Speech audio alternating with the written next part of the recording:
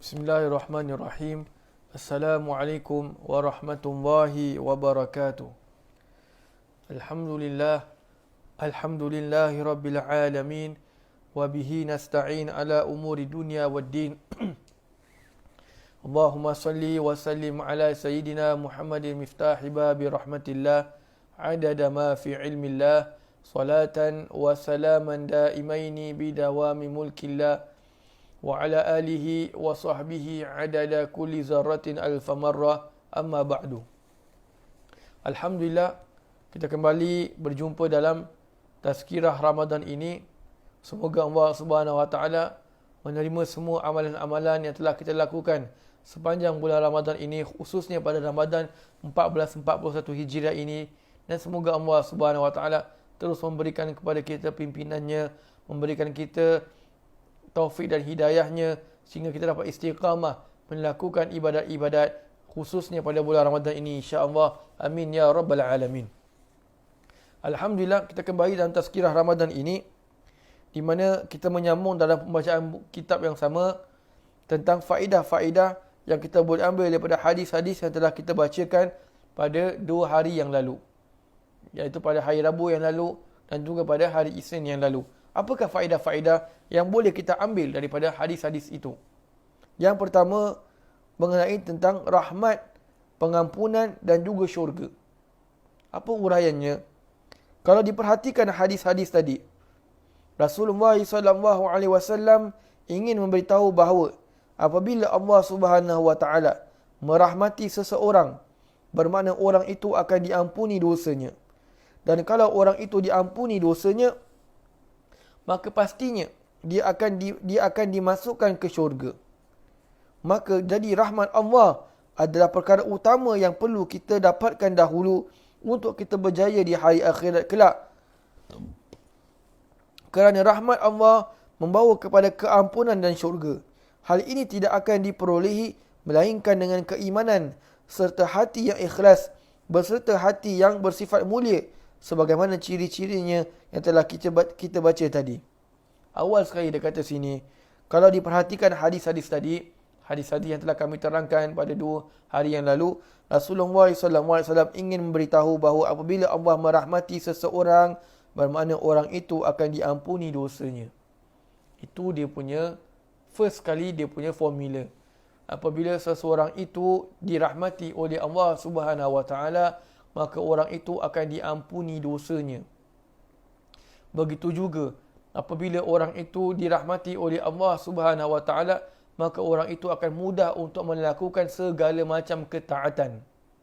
Dia akan mudah melakukan ibadat solat, mudah untuk dia membaca Al-Quran, mudah untuk dia belajar agama, mudah untuk dia mempertingkatkan amalannya, berzikir kepada Allah Subhanahu Wa Taala dan sebagainya. Kerana apa? Kerana rahmat Allah Subhanahu Wa Taala sudah kena pada orang tersebut. Apa ini maksud rahmat ni? Rahmat ni di bahasa Arab. Bahasa Melayu kita, untuk kita senang faham, adalah kasih sayangnya Allah Subhanahu Wa Taala. Dengan kasih sayang Allah itulah apabila terkena seseorang itu mendapatkan kasih sayang daripada Allah, maka orang itu pasti akan diampunkan dosa-dosanya oleh Allah Subhanahu Wa Taala. Pasti akan diampunkan dosanya oleh Allah Subhanahu Wa Taala. Kemudian yang kedua, akan dipermudahkan untuknya segala amalan-amalan. Dipermudahkan baginya untuk memasuki pintu-pintu syurga. Masuk pintu syurga ni bukan literally masuk pintu syurga, bermakna membuat amalan-amalan yang boleh menyampaikan dia untuk masuk ke dalam syurga. Kerana apa? Kerana orang itu sudah mendapatkan kasih sayang daripada Allah Subhanahu Wa Taala. Baik. Dan kalau orang itu diampuni dosanya, maka pastinya dia akan dimasukkan ke syurga. Jadi bila orang itu dapat rahmat, maka dia akan diampunkan dosa-dosanya. Dia akan dipermudahkan untuk membuat amalan-amalan. Dan dengan ini semua, ampun dosa dan dapat menambahkan amalan, maka itu akan memasukkan seseorang ke dalam syurga. Jadi, rahmat Allah adalah perkara utama yang perlu kita dapatkan dahulu untuk kita berjaya di akhirat kelak. Kerana rahmat Allah membawa kepada keampunan dan syurga. Jadi Rahmat Allah itu adalah perkara yang paling penting sekarang. Kita perlukan rahmat Allah untuk agar mana kita dapat ibadat kepada Allah Subhanahu Wa Taala. Dapat istiqamah melakukan solat sunat tarawih. Dapat istiqamah melakukan solat sunat witir tiap-tiap malam Ramadan khususnya dan pada malam-malam yang lain.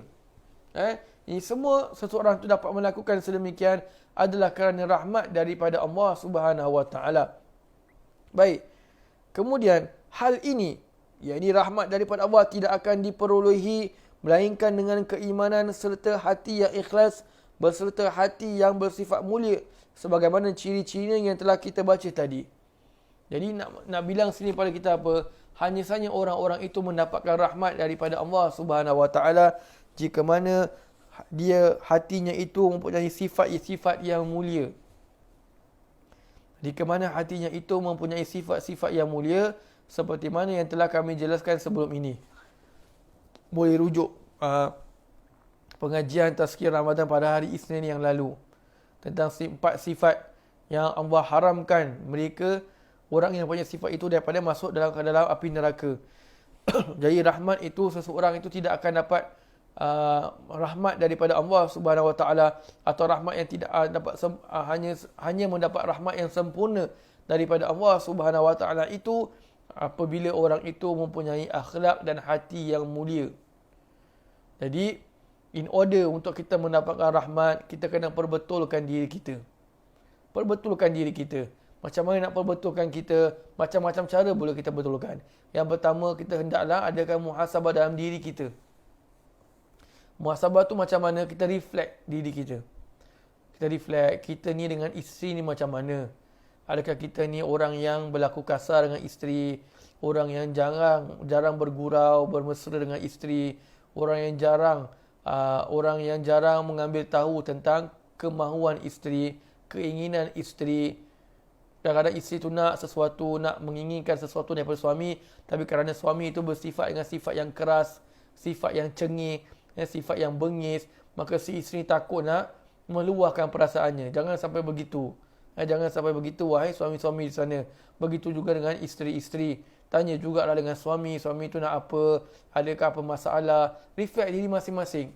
Itu baru daripada soal pergaulan. Belum lagi dengan diri dengan anak-anak, akhlak dengan anak-anak, akhlak dengan ibu bapa, akhlak kita dengan jiran. Kita muhasabah diri kita. Bila kita muhasabah diri kita, kemudian kita nampak kesilapan kita keluar, nampak kesilapan kita kat mana yang kita kurang, yang kita punya minus, maka kat situ yang kita perbaiki. Maka insya-Allah hari demi hari akhlak kita akan bertambah baik insya-Allah. Itu salah satu caranya lah. Yang kedua adalah kita bertanya kepada partner kita. Tanya kepada partner kita, minta jujur-jujur jawab soalan kita. Apa yang agak-agak apa yang awak rasa kita patut perbaiki? Kalau si suami tanya pada si isteri. Jadi kalau suami tu tanya, minta betul-betul jujur, isteri tu jawab. Isteri tu pasti akan jawab. Abang kurang ni, kurang tu. Abang kadang-kadang macam gini, abang kadang-kadang macam tu. Begitu juga dengan isteri. Tanya pada abang, saya nak perbaiki, terutama bulan Ramadan ni nak berubah menjadi akhlak yang baik. Tanya pada suami. Maka suami akan jujur-jujur cakap. Begitu juga anak dengan ibu bapa dengan anak, dengan jiran-jiran dan sebagainya. Yang penting kita nak memperbaiki akhlak kita supaya apabila akhlak kita sudah bertambah baik, alhamdulillah insya-Allah, maka kita akan mendapatkan rahmat daripada Allah Subhanahu Wa Taala yang dengannya itu dosa-dosa kita akan diampunkan, yang dengannya itu kita akan mudah untuk membuat amal ketaatan kita khususnya pada bulan Ramadan ni. Kenapa saya cakap khususnya pada bulan Ramadan ni? Pasal kalau bulan Ramadan ini juga kita masih lagi tak boleh nak menambahkan amalan kita, cara hidup kita, lifestyle hidup kita sama macam sebelum Ramadan, bermakna kita belum mendapatkan rahmat Allah SWT yang penuh pada bulan Ramadan ni. Dan kalau kita berterusan seperti itu merupakan satu tanda yang tidak baik. Pasal Nabi sudah mengaminkan mana-mana orang-orang yang keluar daripada bulan Ramadan dalam keadaan tidak diampunkan oleh Allah Subhanahu Wa Taala, maka doakan, aminkan dia itu bernasib celaka. Maka Nabi berkata amin. Nabi aminkan. Jadi kita yang dengar, terutama saya yang berkata ni, saya sendiri nak kena berusaha untuk memperbaiki akhlak saya. Supaya saya juga mengharapkan rahmat. Kita semua mengharapkan rahmat daripada Allah Subhanahu Wa Taala. Itulah yang disabdakan oleh Nabi sallallahu alaihi wasallam dalam masuk hadis, semua orang masuk syurga dengan rahmat Allah Subhanahu Wa Taala. Sahabat tanya, walaupun engkau ya Rasulullah? Nabi kata, walaupun aku masuk syurga dengan rahmat daripada Allah Subhanahu Wa Taala. Semoga Allah Subhanahu Wa Taala terus membimbing kita, menjadikan kita orang yang dapat memperbaiki akhlak-akhlak kita, sehingga dengan itu Allah Subhanahu Wa Taala menurunkan rahmatnya kepada kita, sehingga mudah untuk kita beramal soleh khususnya pada Ramadan ini, dan semoga kita akan dapat berubah menjadi yang lebih baik, khususnya bermula daripada Ramadan ini, insya-Allah. Jadi insya-Allah kita akan sambung lagi masih dalam faedah daripada hadis-hadis yang telah kita dengar 2 hari yang lalu, Isnin dan juga hari Rabu. Faedah-faedah apa yang kita boleh ambil daripada hadis-hadis tersebut, insya-Allah. Ila huna, assalamualaikum warahmatullahi wabarakatuh.